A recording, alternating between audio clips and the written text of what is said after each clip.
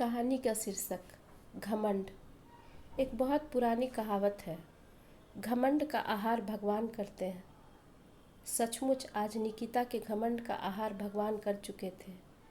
वो निकिता जिसका बड़े घर में शादी के बाद पैर जमीन पर नहीं पड़ रहा था। निकिता के शादी उसके माँ पिताजी अपने हैसियत से बढ़कर अखिलेश जी, जो शहर के नामी गिरामी वकील थे, उनके बड़े पुत्र अजीत के साथ हुई थी।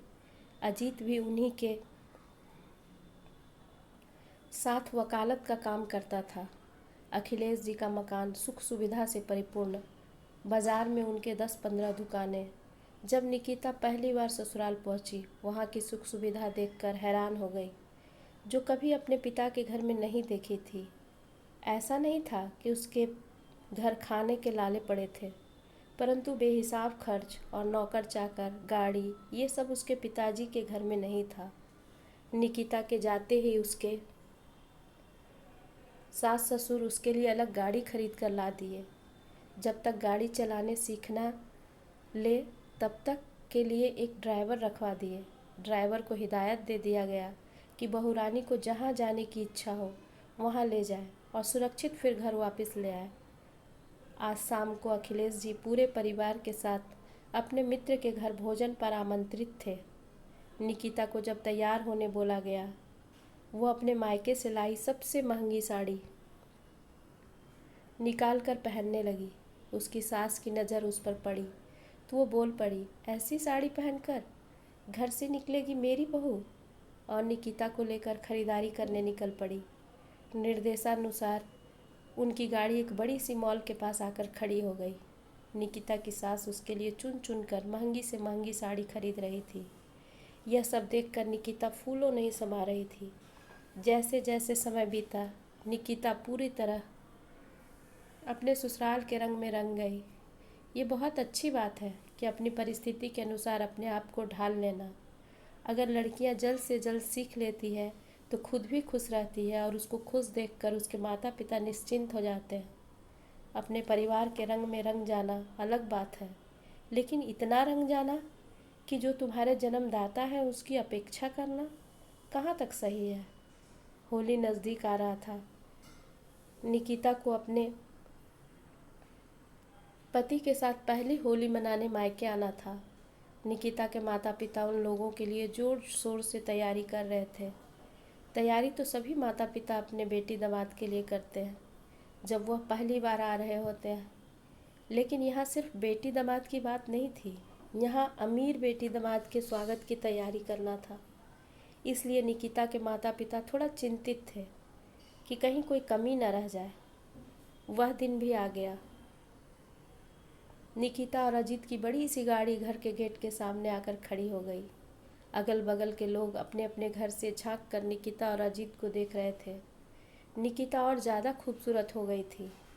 निकिता की खूबसूरती ही देखकर अजीत की माँ एक पल भी देर नहीं की थी शादी के लिए हाँ बोलने में।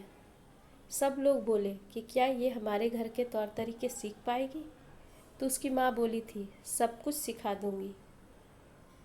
सही में निकिता की सास ने निकिता को सब कुछ सिखा दिया था। निकिता जिस घर में 22 साल रही थी, उस घर को आज हिकारत भरी नज़रों से देख रही थी। जिस भाई के साथ खेलते कूदते बड़ी हुई थी, उसका गला लगना उसे बिल्कुल न भाया। भाई तो छोड़ो, माँ जो यह सुनकर कि निकिता आ गई, रसोई घर से जल्दी जल्दी अपने आंचल में हाथ पोंछते पोंछते बाहर आकर निकिता को गले लगाना चाहिए। निकिता का एक टुक जवाब था, माँ पहले नहा धो लो, नहीं तो मेरी साड़ी गंदी हो जाएगी।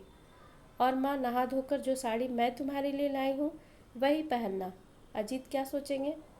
जैसी साड़ी तुम पहनी हो ऐसा तो मेरे घर के काम करने वाली पहनती है। निकिता की माँ यह सुनकर सन्न रह गई। उनकी आंखें डबडबा गई, परंतु अपने आंसुओं को छुपाती हुई ठीक है बेटा यह कहकर रसोई घर में चली गई।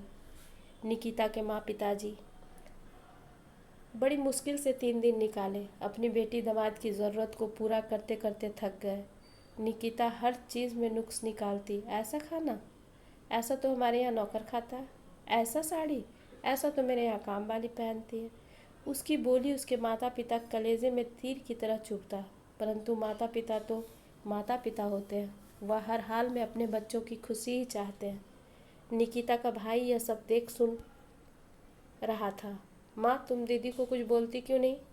उसकी माँ उसे समझाते हुए बोलती, अरे ऐसा नहीं बोलते, अब उसकी शादी हो गई है, बड़े घर की बहू है।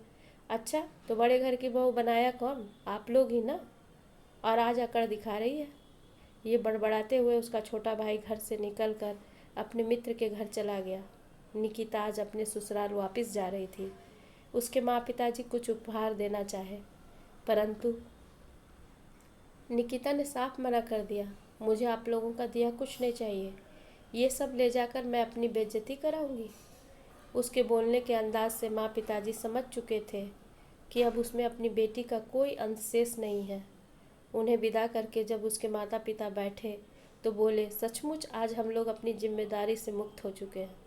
उसके पिताजी बोले, निकिता अपने घर खुश है, हमें और क्या चाहिए? परंतु माँ तो माँ होती है। वो सोच रही थी कितने दिनों बाद माँ बेटी मिलेंगे, ढेर सारी बातें करेंगे, एक दूसरे का दुख सुख सुनेंगे, लेकिन ऐसा कुछ नहीं हुआ। सही मायने में वो लोग आज निकिता को विदा किए। शादी के बाद की विदाई में उन्हें चिंता थी कि हमारी बेटी ना जाने वहाँ कैसे रहेगी, उसे वहाँ परेशानी तो नहीं होगी, परंतु आज निश्चिंत हो गए। समय बीत रहा था।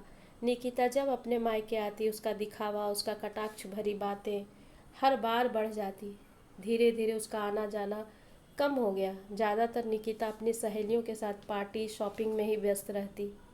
एक दिन अजीत को होटल से किसी लड़की के साथ निकलते हुए निकिता का भाई देखा। आते ही अपनी माँ को बताया कि जीजा जी किसी अनजान लड़की के साथ होटल से निकल रहे थे। ये सुनकर उसकी माँ घबरा गई। आखिर माँ का दिल है। मन बेचैन हो गया और इस बेचैनी में निकिता को फ़ोन लगाई। उसे फ़ोन पर कुछ बताना नहीं चाह रही थी, इसलिए आने बोली। बहुत दिन हो गए, कुछ देर के लिए ही सही, लेकिन शाम को आना ज़रूर। थोड़ी सा ना नुकुर करने के बाद निकिता ठंडी सांस लेते हुए बोली, ठीक है माँ, मैं आती हूँ। निकिता के आने के बाद उसकी माँ उससे अवगत कराई और बोली, बेटा थोड़ा ध्यान अजीत पर भी दिया कर, सारा दिन घूमना फिरना शॉपिंग पार्टी अच्छा नहीं। इतना सुनते ही निकिता अपनी माँ पर भड़क उठी और गुस्से में जिस शब्द का प्रयोग कर रही थी वह एक पल के लिए भी नहीं सोची कि माँ के दिल को कितना ठेस पहुँचेगा। माँ, तुम यह सब भाई के बहकावे में आकर बोल रही हो। मेरा शादी तो तुम लोग ही करवाई। तब कितना खुश थी कि मेरी बेटी की शादी इतना बड़ा घर में हो रहा है, लेकिन अब ऐसा नहीं है। मेरी ठाट बाट पहनावा ओढ़ावा देख कर तुम लोग जलने लगे हो। तुम लोग चाहते हो कि अजीत से लड़कर मैं वापस इसी गरीबी में जीने आ जाऊँ। उसकी माँ यह सुनकर सन्न रह गई। आँख आंसुओं से भर गया। अपनी माँ के आंसुओं की परवाह किए बगैर निकिता वहाँ से निकलते निकलते बोली, तुम लोग को मेरी चिंता करने की आवश्यकता नहीं है, मैं अपना घर संभाल लूँगी। माँ, तुम अपने बेटे को संभाल लो, यही बहुत है। कुछ करता धरता है नहीं, उम्र निकलते जा रहा है, दिन भर यहाँ वहाँ मटर गश्ती करते रहता है। यह कहकर पैर पटकते हुए वहाँ से निकल गई। घर पहुँचते ही अजीत को फ़ोन लगाई। एक ही रिंग में अजीत ने फ़ोन रिसीव कर लिया। निकिता हंसते हुए पूछी, इतना जल्दी फ़ोन रिसीव कर लिए? खाली थे क्या? अजीत हंसते हुए बोला, तुम्हारे लिए मैं हमेशा खाली हूँ। हुक्म करो मेरे आका, क्या चाहिए आपको? यह सुनते ही निकिता खिलखिला कर हंस पड़ी और थोड़ी देर तक हंसते मुस्कुराते दोनों बात करते रहे। इस वार्तालाप के बाद निकिता पूरी तरह से आश्वस्त हो गई कि ऐसा कुछ नहीं है, मैं गलत नहीं थी। सचमुच मेरे मायके वाले मुझसे चिढ़ते हैं, इसलिए अनाप शनाप बोल रहे थे। फिर वह तैयार होकर खुशी खुशी अपनी गाड़ी निकाली और चल पड़ी किट्टी पार्टी के लिए। निकिता पहले 15-20 दिन में एक बार अपनी माँ से मिल लिया करती थी, लेकिन इस घटना के बाद निकिता एक बार भी अपनी माँ से मिलने नहीं गई। एक दिन निकिता अपने पूरे मित्र मंडली के साथ फिल्म देखने का प्लान बनाई। सभी सिनेमा हॉल के पास इकट्ठा हो गई। निकिता को ऊपर के तल्ले से अजीत एक लड़की के साथ उसका हाथ थामे सिनेमा हॉल से बाहर निकल रहा था। निकिता की नज़र दूर से ही अजीत पर पड़ गई। निकिता अपना नज़र चुराकर भीड़ में गुम हो गई और अपनी सहेलियों से बहाना बनाकर कि जरूरी काम आ गया, वहाँ से अजीत की गाड़ी के पीछे लग गई। अजीत और उस लड़की के बीच की हरकत देखकर निकिता को समझते देर नहीं लगा कि दोनों के बीच दोस्ती से ज़्यादा बहुत कुछ है, और वह अपनी गाड़ी घर की ओर मोड़ ली। घर पहुँचते ही सासू माँ को देखकर अपने भावना पर काबू नहीं रख पाई और रोते हुए उनसे गले लगने की कोशिश की, परंतु उसकी सासू माँ किसी पार्टी में जाने के लिए तैयार थी। इसलिए उन्होंने कहा कि मेरी साड़ी खराब हो जाएगी, बोलो बात क्या है, रो क्यों रही हो। उसने अजीत की हरकतों के बारे में बताई। सुनकर उसकी सासू माँ उसके गालों को सहलाते हुए बोली, कूल डाउन बेबी, इसमें कौन सी बड़ी बात है, इन सब झमेले में मत पड़ो। घर में समाज में अजीत तो तुम्हारा ही है ना। घर गाड़ी नौकर चाकर घूमना फिरना, इतनी आज़ादी, अपने मर्जी से शॉपिंग ऐसे ही थोड़े मिलता है। यह सुनकर उसके आंख से आंसू छलकते हुए गालों पर आ गया। उसकी सासू माँ उसे पोंछते हुए बोली, तुम्हारे क्रेडिट कार्ड में बैलेंस है ना। निकिता हाँ में सिर हिलाई। यह सुनकर उसकी सासू माँ बोली, अपनी सहेलियों के साथ जाकर थोड़ा शॉपिंग कराओ, मूड ठीक हो जाएगा।